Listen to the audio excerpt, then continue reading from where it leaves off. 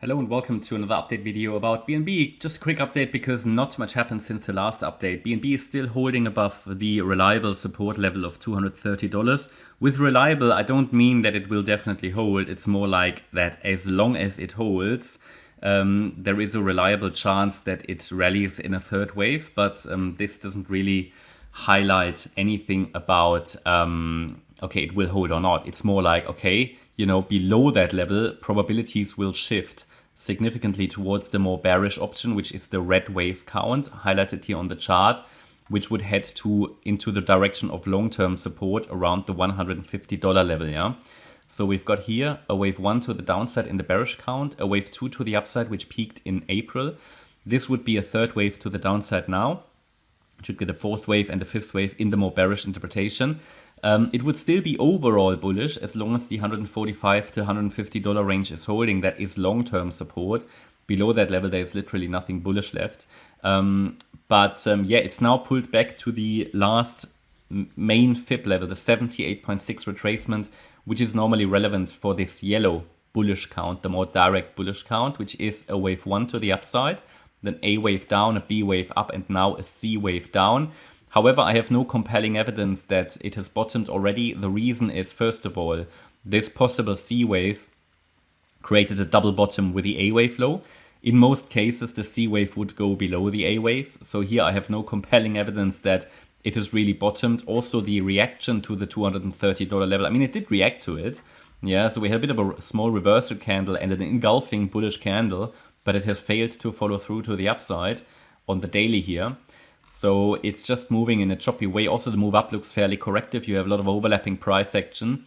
So I cannot rule out that this is still unfolding within a C wave. I mean, giving you a micro count here is a bit challenging. It's a little unclear because this C wave could unfold as an ending diagonal, for example. So we might have here a wave 1. This might have been a wave 2, this might have been a third wave, and now we might be in a fourth, and then there could be a fifth. But this is just an idea, nothing too reliable. In this wave 4, because the move up looks fairly corrective, could be that the A wave is already done. Yeah, we might be pulling back in a B wave now, and then a C wave, but don't see this as a reliable micro count. I think you can't really go any more micro with this chart at the moment. Now, key resistance for the wave 4 would then be between 243 and 269. Okay, but in a diagonal, the wave 4 can be fairly strong. But that's sort of the resistance level. These are the resistance levels I would pay attention to. And if we assume the wave A topped, maybe the wave B bottomed already, and we can use the trend-based fib extension tool to get some targets for C. And the 1-to-1 ratio would point towards $263. That would be well within the resistance range. But overall, again, until I see an impulse above resistance, I have no compelling evidence it has bottomed. And due to the double bottom, it formed, which is just the name of a pattern, but typically they break. So I would have to assume that we get at least one more wave down. Below the 230 level, I don't really have reliable bullish support left, but the 208 level is, of course, the next fib level, the 88.7 fib level.